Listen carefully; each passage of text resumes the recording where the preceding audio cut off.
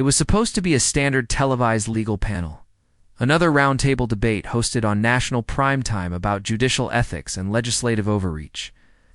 Congressman Jasmine Crockett, known for her fiery rhetoric and uncompromising positions, was one of the featured guests. Opposite her sat Judge Edward Chen, seasoned federal jurist with a reputation for calm logic and razor-sharp legal analysis. From the start, the tension between the two was thick. Crockett launched into a passionate critique of judicial conservatism, calling out what she claimed was a legacy of bias disguised as precedent. Judge Chen listened silently, nodding occasionally but keeping his expression unreadable.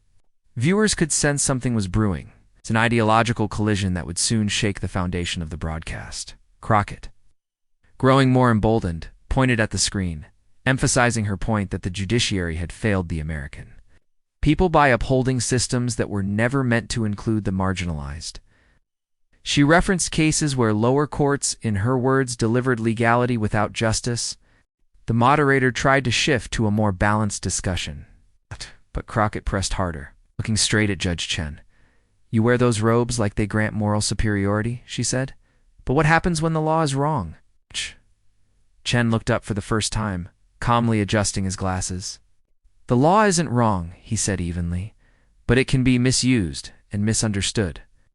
Crockett raised her voice, accusing him of deflecting. That's when the atmosphere in the studio began to shift. Trying to reclaim the narrative, Crockett launched into a scathing list of recent rulings she claimed proved systemic bias, daring Chen to refute them. "You defend a structure that punishes protests but protects power," she said. The audience watching live was divided. Some applauded her defiance. Others waited for Chen's reply. Chen remained quiet until she challenged him directly. "Tell me, JudgeWhen, has your courtroom ever delivered real justice to someone without status or privilege?" The room hushed. For a moment, Chen simply looked at her, then turned slightly toward the camera. The silence was deafening. Then slowly he began to speak. "Justice," he said, "isn't measured by volume or virtue signals. It's measured by consistency and chaos." The line cut through the studio like thunder. The moderator froze, unsure whether to move on or let the moment breathe. Crockett blinked, visibly thrown off for the first time. Judge Chen continued without raising his voice, his tone steady but penetrating. "If your goal is revolution, I respect your courage. But don't mistake courtroom restraint for complicity," he said. "The law bends more from precision than passion." Crockett opened her mouth, searching for a response, but the words didn't land as sharply now. The panel sat stunned. Analysts in the broadcast control room exchanged glances. They knew the clip would explode online before the segment even ended. The phrase "consistency and chaos" started trending on social media within minutes. It wasn't just a rebuttal. It was a dismantling of the entire argument. Crockett, trying to recover, responded with a personal story about injustice, hoping to recenter the conversation emotionally. Judge Chen didn't interrupt. He waited, respectfully, then answered with quiet conviction. "I've seen injustice," he said. "I've lived through internment, discrimination, and silence. I don't preach from theory. I've practiced law in trenches you've only read about." The studio went still. Crockett nodded, acknowledging the weight of his words, but added, "Emotion matters too." "Judge," he agreed. "Yes, but emotion needs direction. Otherwise it's just noise."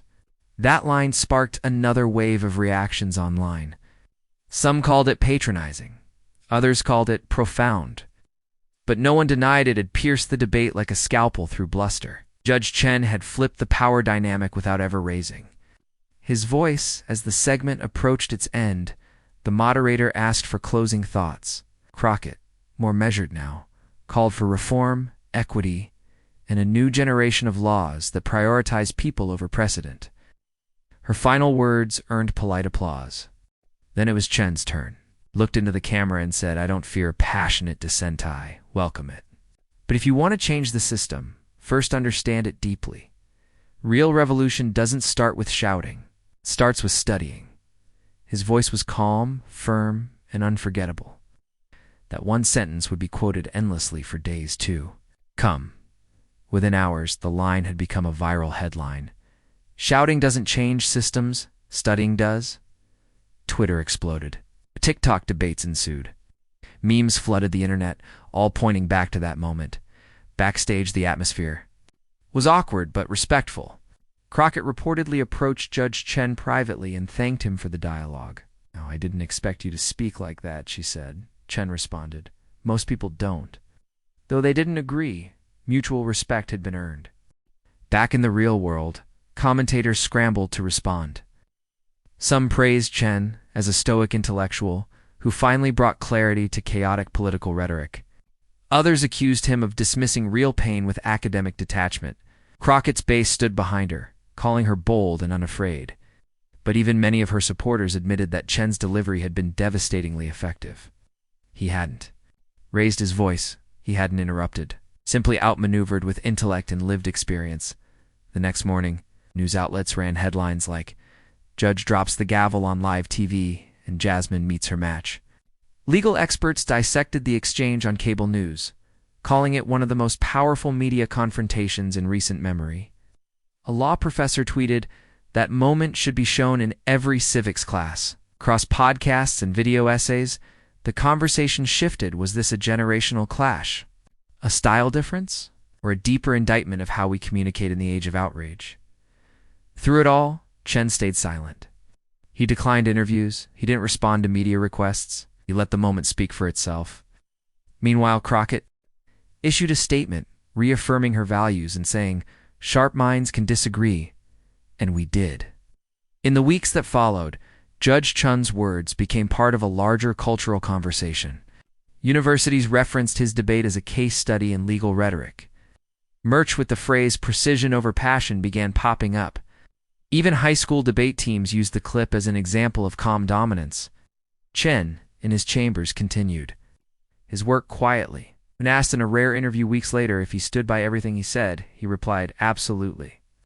I spoke the truth, not for applause, but because I had to." Crockett continued her rise in politics, sharper and more self-aware, referencing the debate later in her speeches as a moment of humbling and learning. It had become clear that neither figure was destroyed by the clash. Both were, in a way, elevated.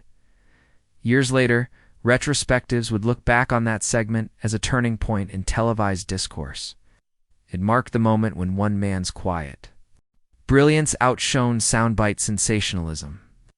It reminded the world that authority isn't loud, that wisdom doesn't flex, and that the sharpest line in any argument is the one that doesn't need to be repeated. Judge Edward Chen didn't intend to trend. He didn't craft his words for likes or clicks. He simply spoke with clarity and, in doing so, shifted the ground beneath a political firebrand. Crockett, bold as ever, continued to fight, but now, with a sharpened edge, having faced a mind that couldn't be shaken. The gavel never slammed. The verdict was never read.